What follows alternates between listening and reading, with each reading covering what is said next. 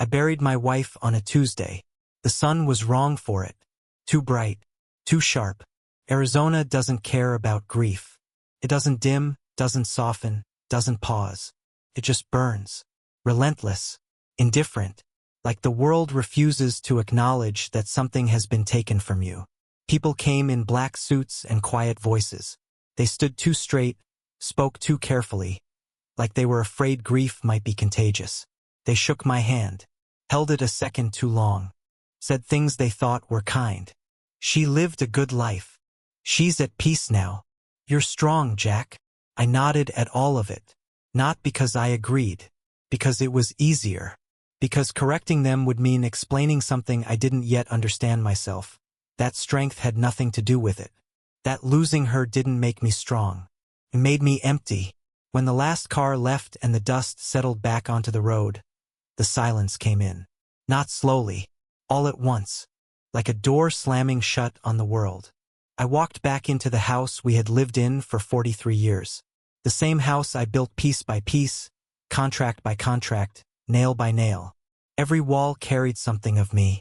Every room had a memory embedded into it. And yet, it didn't feel like mine anymore.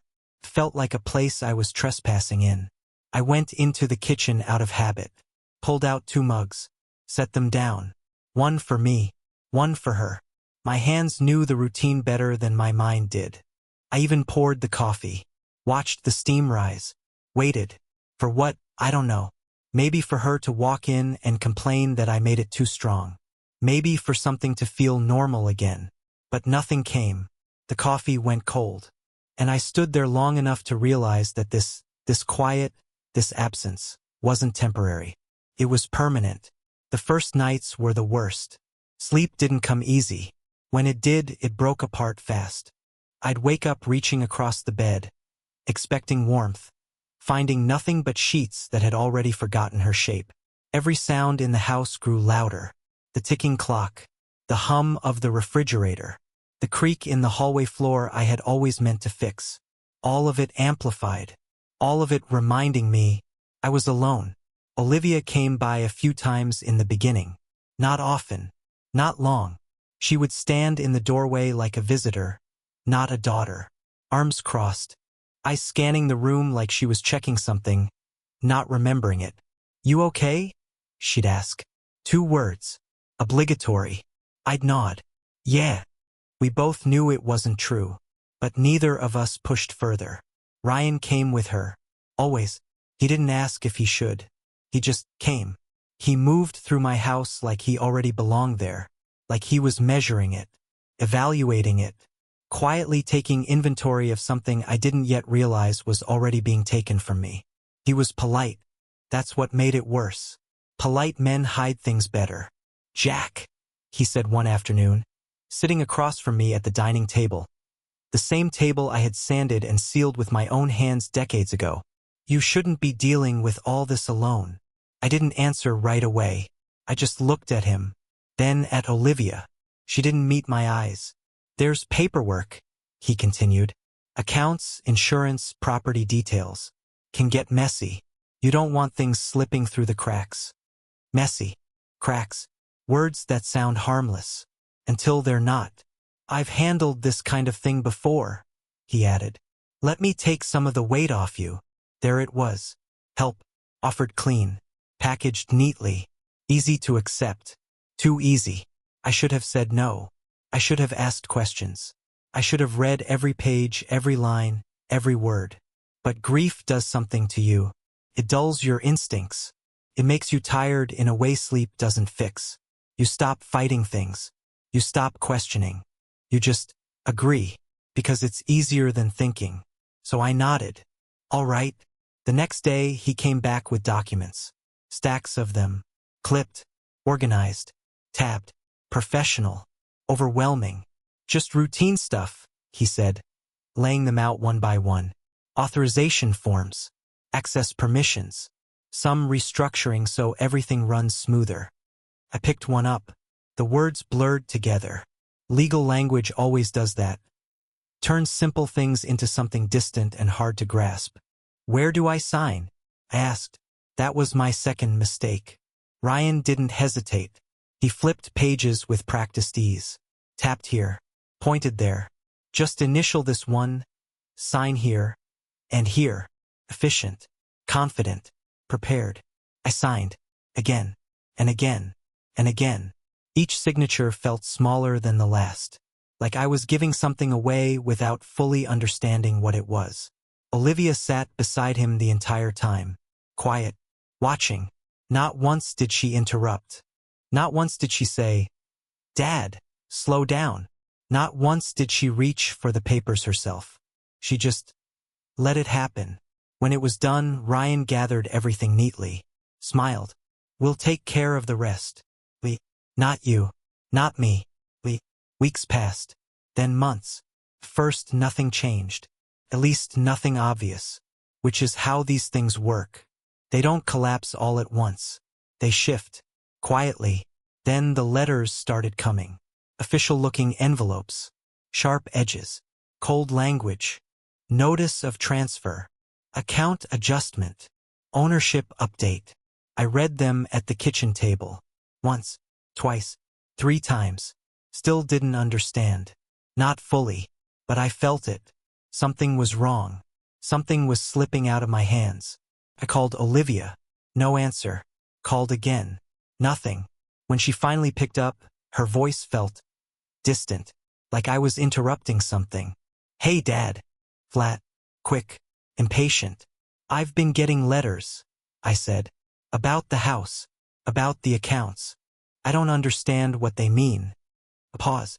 Too long. "It's fine," she said finally. "Ryan's handling everything." Handling. That word again. "I think I need to look at this myself," I said. Another pause. Then, "You're overthinking it." And just like that, I knew. Not everything. But enough. Something had already been decided. And I wasn't part of it.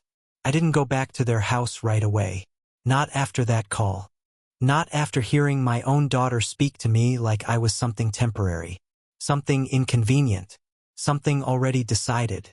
I sat in my truck that evening long after the engine went cold.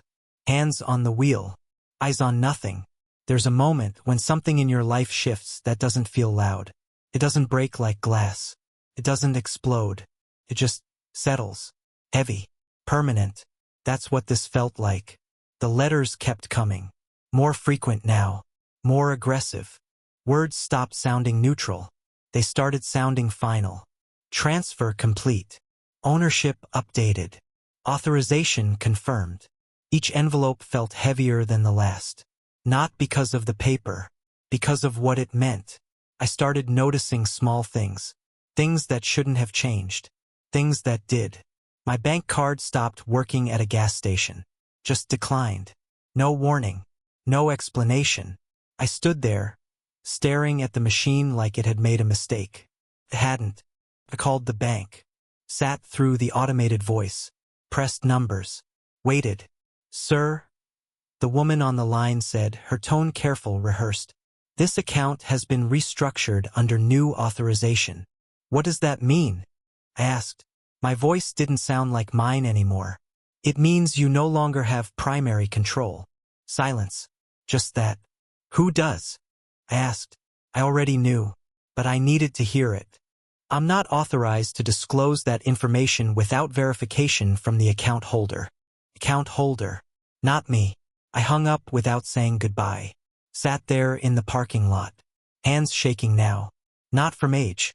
From realization. I drove home slowly. Every street looked different. Every house felt unfamiliar. Like the entire world had shifted half an inch to the side and I was the only one who noticed. That night I didn't sleep. I walked through the house. Room by room. Touching things. The walls. The furniture. The door frames I had installed myself. Proof that I had existed here. That this place had been mine. But something inside me kept whispering. Not anymore. The next morning I went back. To their house. I needed answers. Not pieces. Not reassurances. The truth. Ryan opened the door again. Same calm face. Same controlled tone. Like nothing had changed. "Jack," he said. No warmth.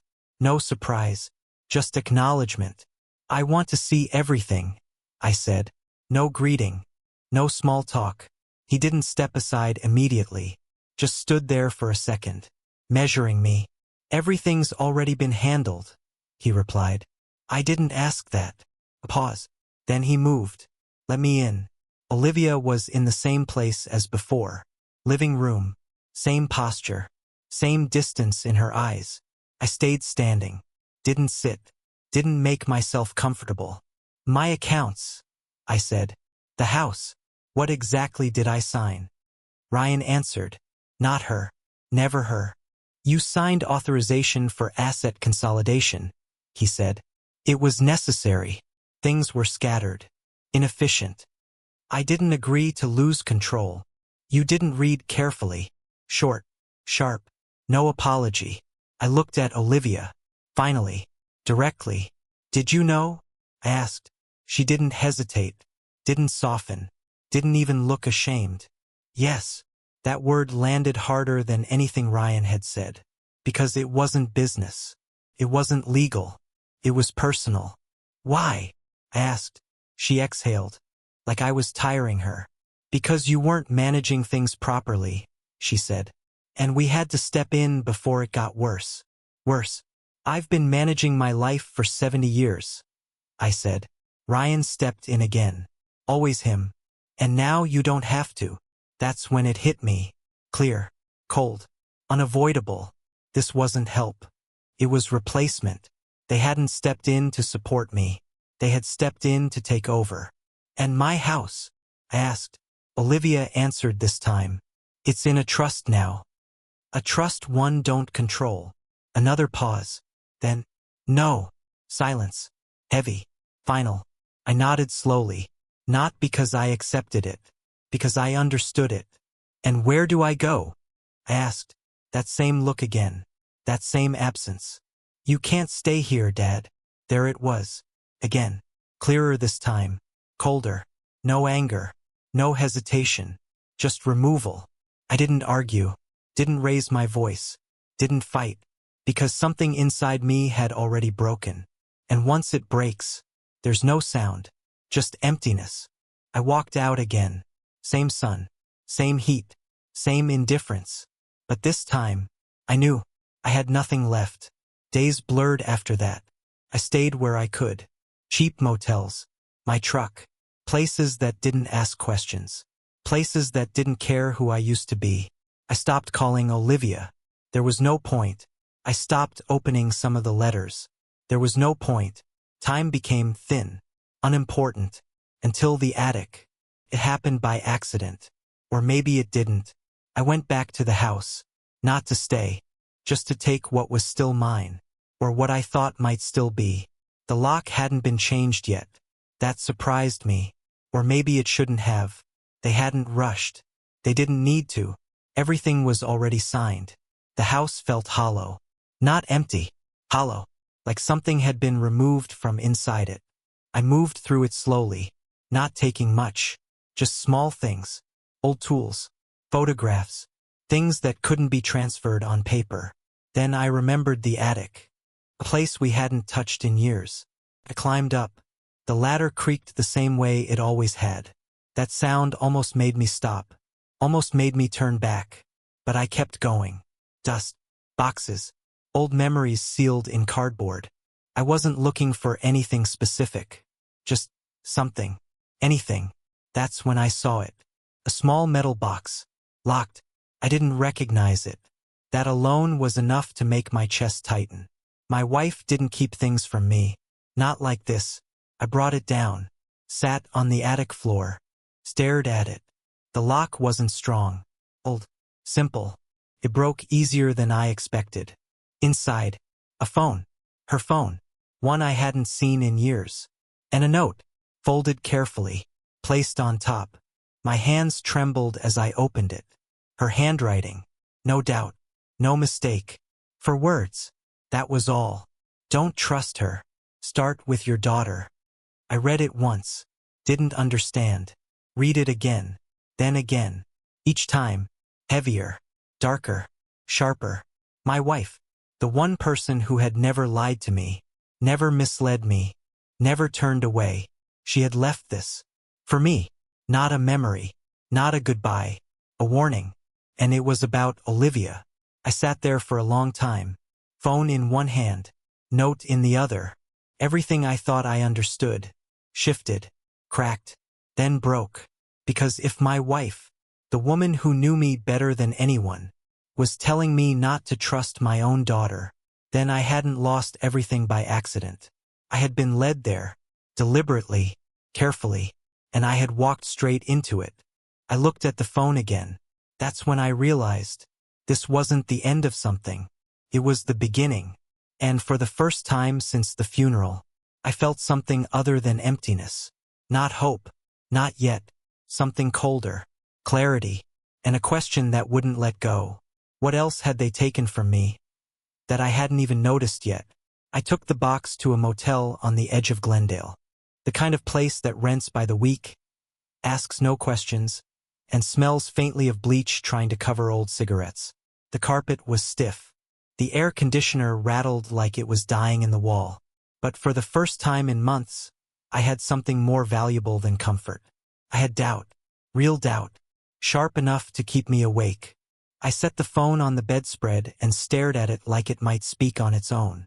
My wife had hidden it, locked it away, left me a note in her own hand telling me not to trust our daughter. Not Ryan. Not some outsider. Olivia. That was the part one couldn't swallow. Ryan I could understand. Men like him exist everywhere. Smiling parasites in pressed shirts, carrying folders and speaking softly while their hands work your pockets.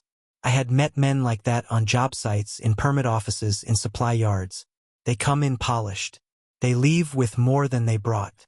But Olivia had been the little girl who rode on my shoulders through hardware stores. The one who used to fall asleep on the couch while I watched late news with the volume down. The one who cried the first time I left for an overnight contract out of state and made me promise I would call before bed. That girl was gone. Or buried. Or hiding. And I no longer knew which truth hurt worse. The phone was old, but it still held a charge when I found the right cable at a drugstore. That felt like its own kind of omen, as if she had hidden it not just from them, but for me. Saved, preserved, waiting. The lock screen came alive. My wife's face looked back at me from the wallpaper.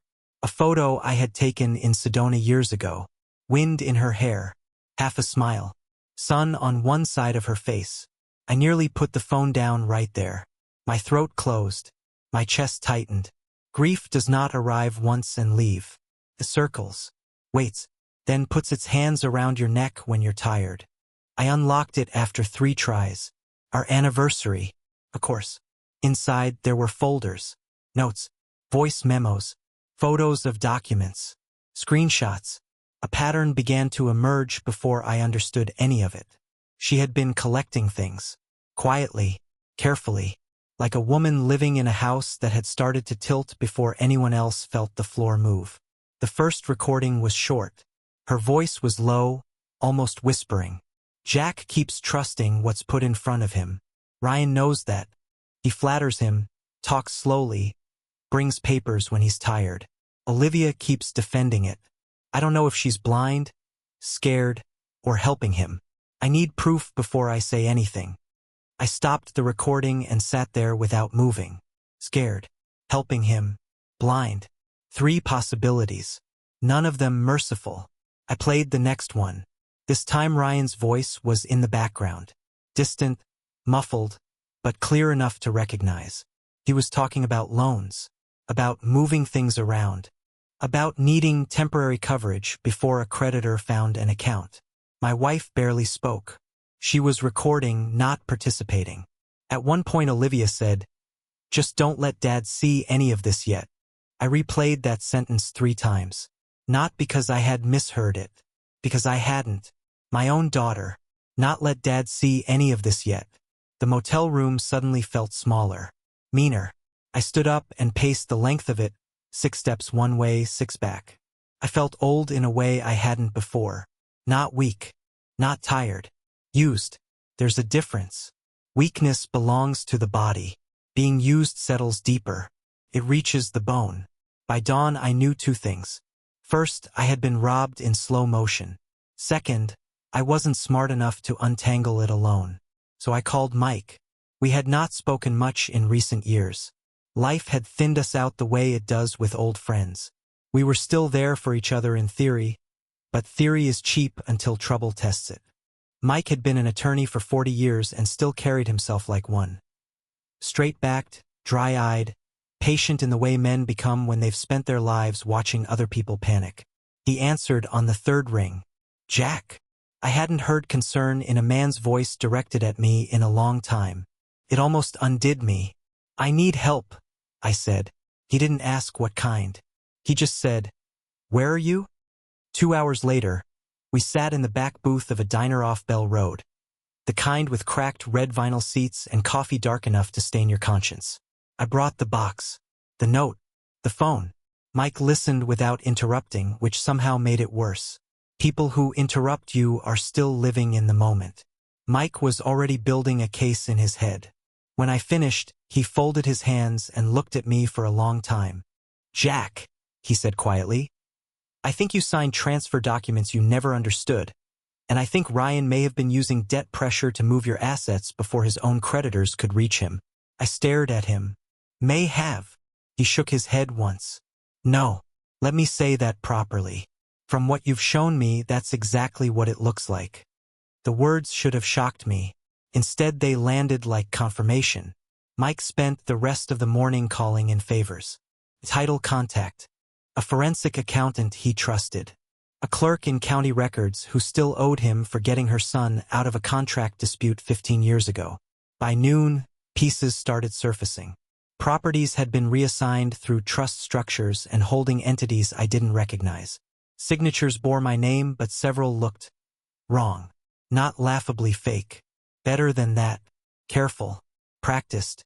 The kind of forgery done by someone who had watched a signature often enough to mimic its rhythm. Ryan had multiple personal debts. High-interest loans. 2 maxed business credit lines. Tax warnings. Civil judgments circling like vultures. He was drowning, and instead of sinking alone, he had pulled my life under him to stay afloat. "Your house wasn't the goal," Mike said. "Liquidity was. Control. He needed clean assets under reach he could influence." I looked out the diner window at the parking lot shimmering in heat. "And Olivia?" Mike was quiet too long. "That," he said, "is the part that doesn't fit cleanly yet." We kept digging. The phone helped. More than helped. Cracked the whole thing open. My wife had photographed envelopes, ledger pages, even part of a laptop screen reflected in a dark window. She had written dates beside names. Recorded fragments of arguments. One note read, "Olivia crying in laundry room. Says he'll ruin them both if she backs out now." That stopped me cold. Not because it cleared her. Didn't. But because it complicated her. Fear had entered the picture. And fear changes the shape of guilt. By evening, Mike had enough to say the word fraud without hesitation. He also had enough to warn me that family cases rot the soul faster than business ones. "If we pull this thread," he said, "everything comes down. Marriage, money, reputation, maybe criminal charges." I thought of Olivia opening the door and telling me to leave. I thought of Ryan leaning against the wall, speaking over her. I thought of my wife, alone enough in her own home to hide evidence in the attic. "Pull it," I said. Mike nodded. No speech, no sympathy, just action. That night, back at the motel, I played one last recording before trying to sleep. My wife sounded exhausted, older, as if she already knew the ending would hurt no matter who was guilty. Her voice cracked once, then steadied. "If you find this, don't trust tears. Don't trust anger. Don't trust history. Trust the pattern. Follow the money. Follow what people do when they think you're too tired to fight." I listened to that message 3 times. Then I set the phone on the nightstand and turned off the lamp. For the first time since my wife died, I wasn't lying awake wondering how I had lost everything. I knew how. Now I needed to know who had truly wanted me destroyed, and who had just been too afraid to stop it. I stopped thinking of them as my family. Not out of anger. Out of necessity. You can't investigate people you still want to protect. You can't follow truth if you're still hoping for a lie that feels better. So I stripped it down. Names. Actions. Evidence. Nothing else. Mike worked fast. Faster than I expected for a man his age. But that's the thing about men like him, they don't slow down, they sharpen. Every call he made pulled another thread loose. Every document uncovered something I had missed, ignored, or simply never been allowed to see. "Look at this," he said one afternoon, sliding a printed sheet across the table in his office. I stared at it, didn't understand it. Then I saw my name. Signed. Clean. Convincing. "I didn't sign this," I said. Mike didn't argue, didn't correct me, just nodded once. "I know." That was the moment it became something else. Not manipulation. Not just deception. Crime. Forgery isn't loud. It doesn't announce itself. It hides in familiarity, in patterns, in small changes no one questions until it's too late. "They practiced your signature," Mike said. "Probably from old documents, contracts, checks, anything they could get their hands on. They, not just Ryan anymore." I didn't say Olivia's name. Didn't need to. It was already in the room. "Some of these are real," Mike continued. "You did sign certain transfers. Enough to give them leverage. Enough to make everything else look legitimate. So they used what I gave them to take the rest." He nodded again. Clean. Efficient. Calculated. I leaned back in the chair. Closed my eyes. Not to escape it. To feel it. Fully. This wasn't a mistake. This wasn't carelessness. This was built. Step by step. While I trusted them. While I grieved. While I slept in the same house as the people dismantling my life. "You said Ryan was in debt," I muttered. Mike slid another file over. Thicker. Heavier. "Not just in debt," he said. "He was collapsing. Inside were numbers. Pages of them. Red marks. Warnings. Deadlines. Loans stacked on loans. Interest feeding on interest. Accounts drained and reopened. Money moving in circles. Desperation. Hidden under structure. He needed assets that weren't tied to his name," Mike said. "Something clean. Something insulated." "My house," I said. "Your life," he corrected. I didn't argue. "And Olivia?" I asked. That question hung longer than any other. Mike leaned back, exhaled slowly. "She signed some of the secondary documents," he said carefully. "Witness authorizations. Transitional approvals. She knew. Yes. No hesitation. No softness. Just truth. But then, there's more," he added. He pulled out a printed transcript. From the phone. My wife's recordings. I read the lines slowly. "Olivia. If I don't sign, he'll drag everything down. You don't understand what he's involved in. Ryan, relax. Once this is done, we're clear. Your dad won't even notice. Olivia. He will. Ryan. Not if you keep him calm." I stopped reading. My chest tightened. Not from shock. From something worse. Conflict. "She was in it," I said. "Yes. But not clean." Mike didn't answer immediately. "That depends on how you define clean," he said finally. I stared at the paper again. At her words. At the hesitation buried between them. Fear. Pressure. Complicity. All tangled together. "She helped him," I said. "Yes. She knew what he was doing. Yes. But she didn't stop him. No. That was enough. More than enough." I stood up. Walked to the window. Looked out at nothing. The city moved like it always did. Cars. People. Noise. Life continuing like nothing had shifted. But for me, everything had already collapsed. I was just now seeing the rubble clearly. "What happens now?" I asked. Mike stood too. Joined me. But didn't look out the window. He looked at me. "Now we build the case," he said. "Simple. Direct. We document every transfer. Every forged signature. Every illegal movement of assets. Then we file." "And Ryan?" He doesn't walk away from this. And Olivia? Another pause. She'll be part of it. That landed differently. Heavier. Criminal? I asked. Potentially. Silence. I nodded slowly, because this is where most men hesitate, where they soften, where they say, "She's my daughter," where they step back from truth to protect what's left of something broken. But I didn't, because she had already made her choice. Not when she signed. Not when she stayed silent. When she opened that door and told me to leave, that's when she chose. Do it, I said. Mike didn't ask again. That night, I didn't go back to the motel right away. I drove instead. No direction. Just movement. The desert stretched out around me. Dark. Endless. Honest. No walls. No lies. No voices pretending things were fine. Just space. And for the first time, I wasn't thinking about what I had lost. I was thinking about what they had done. And what it was going to cost them. Because betrayal doesn't end when it's revealed. That's when it begins to collect its debt. And I was done being the one who paid it. I pulled over, turned off the engine, sat there in the silence, and said it out loud.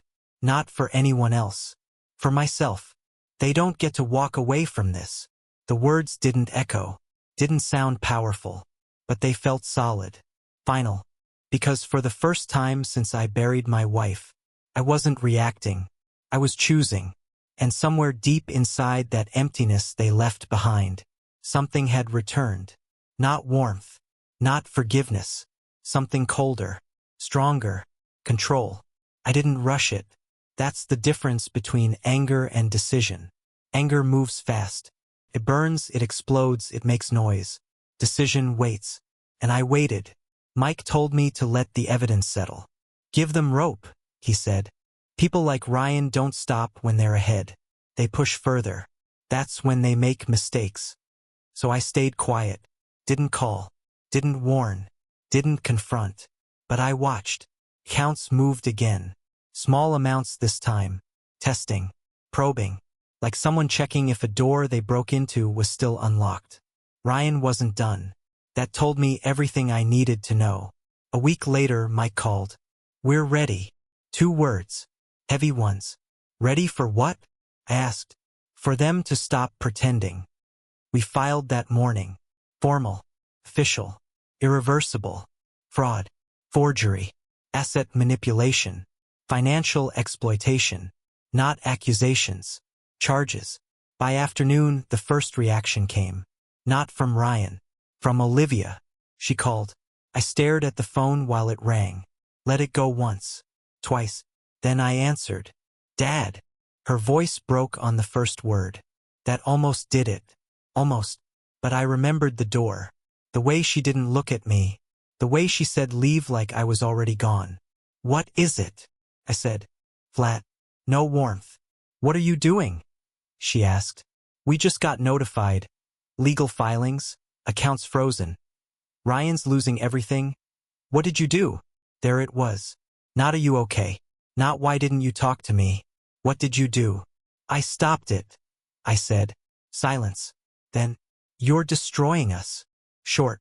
Sharp. Familiar. I almost laughed. You already did that, I replied. Her breathing changed. Faster now. Unstable. You don't understand, she said. You don't know what he's dealing with. I do. I cut in. I know exactly what he's dealing with. Debt. Fraud. And now consequences. And me? She snapped. What about me? That question hung there. Heavy. Desperate. I answered it slowly. You chose your side. No, she said quickly. No, you don't get to say that. You don't get to pretend this was simple. Simple. I closed my eyes for a second, then opened them again. You stood there, I said quietly. While he took everything from me, you signed. You stayed silent. And when I came to you for answers, you told me to leave. Silence. Not empty. Heavy. Loaded. I was trying to hold everything together, she said finally. By helping him tear it apart? You don't know what he would have done if I didn't. She shot back. There it was. Fear. Real this time. Not rehearsed. not controlled. What would he have done? I asked. No answer. Olivia, I said, my voice quieter now. What would he have done? A long pause. Then, he said he'd drag me down with him. Barely audible. He said if he went under, I would too. Legally. Financially. Everything. I didn't respond. Because for the first time, I believed her. Not everything. But that part. And so you chose him, I said. I chose survival. Cold. Honest. And I wasn't part of that? Another pause. Longer this time. You were supposed to be safe, she said. Stable. You weren't supposed to notice. That hit harder than anything else. Not because it was cruel. Because it was logical. I wasn't a threat. I was a resource. Something to be used. Not something to be feared. I noticed. I said. Yes, she whispered. I see that now. We sat in silence. Two people. Connected by blood. Separated by truth. Ryan's going to be arrested, I said finally. Her breath caught. No. Yes. You can't. I already did. Short. Final. And me? She asked again. That question again. Different now. Smaller. I didn't answer right away. Because this was the part that mattered. Not the money. Not the house. Not even Ryan. This. What happens to the person who didn't stop it? You're in it, I said. You signed. You knew. That doesn't disappear. Her voice broke completely now. I didn't want this, she said. But you allowed it. I was trapped. You were silent. Silence again. Then, I thought I could fix it later, she whispered. That one stayed. Because that's how it always happens. People don't choose destruction. They choose delay. They choose silence. They choose later. Until later becomes too late. You should have come to me, I said. I was afraid. I was your father. I know. Too late. Always too late. I can't undo this, she said. No, I agreed. You can't. Another pause. Then, do you hate me? She asked. I didn't answer immediately, because hate would have been easier, cleaner. But what I felt wasn't hate. It was something colder. Distance. I don't know you anymore, I said. That hurt her. I could hear it. Feel it. Good. Because now, she understood. At least part of it. They're coming for him today, I added. Her breath hitched again. And after that? She asked. I thought about it. Not long. That depends on what you do next. Silence. Then the line went dead. I lowered the phone slowly. Sat there. Didn't move. Outside. Life continued. Cars. Voices. Noise. But something had shifted again. Not in the world. In me. Because for the first time, I wasn't the one being pushed out. I was the one holding the line. And they were the ones about to lose everything.